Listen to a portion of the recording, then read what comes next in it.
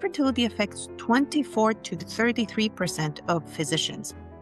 So compare that, 12% in the general population, at least double or more in physicians. Physicians have higher rates of delayed childbearing, infertility-related issues compared to even other professional women, such as attorneys or other leaders in their fields.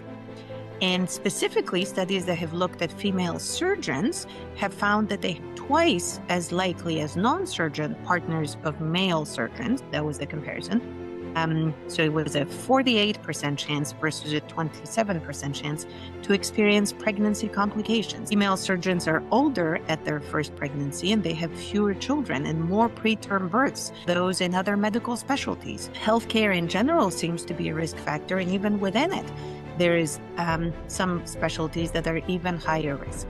And in general, physicians delay more and know less, surprisingly, about their own biology than most other professionals.